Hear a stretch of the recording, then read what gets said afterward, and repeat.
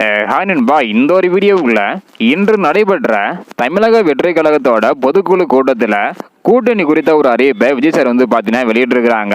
So கூட்டணி குறித்து என்ன ஒரு அறிவிப்பை விஜய் சார் வெளியிட்டிருக்காங்க அப்படின்றத வீடியோக்களை போய் டீட்டா பார்த்துடலாம். அதுக்கு முன்னாடி கரூர் சம்பவத்திற்கு பிறகு தாவேகாவோட பொதுக்குழு கூட்டம் இன்று நடைபெற்றது.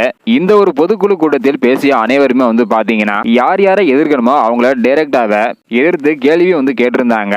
ஸோ அதில் குறிப்பாக விஜய் சார் பார்த்தீங்கன்னா அதில் குறிப்பாக கூட்டணி குறித்த ஒரு அறிவிப்பையும் வெளியிட்டிருக்கிறாங்க. அதன்படி 2026ஆம் ஆண்டு தேர்தலில் கூட்டணி உள்ளிட்ட அனைத்து முடிவுகளையும் எடுக்க விஜய் சாருக்கு தான் முழு அதிகாரம் அளிக்கப்பட்டுள்ளது அப்படின்றதையும், அதே சமயம் விஜய் தான் முதல்வர் வேட்பாளர் என தமிழக வெற்றி கழகம் சார்பாக அறிவிச்சிருக்காங்க. கூட்டணிக்கு வர வேண்டும் என அதிமுக மற்றும் பாஜக மாறி மாறி அழைப்பு விடுத்திருந்த நிலையில தற்பொழுது தமிழக வெற்றி கழகம் பாத்தீங்கன்னா அதை நிராகரிச்சிருக்காங்க.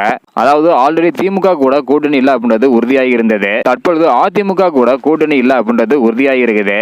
இந்த ஒரு காரணத்தினால பாமக, தேமுதிக என இந்த மாதிரியான கட்சி கூட கூட்டணி வைக்க நிறைய சான்ஸ் இருக்குது.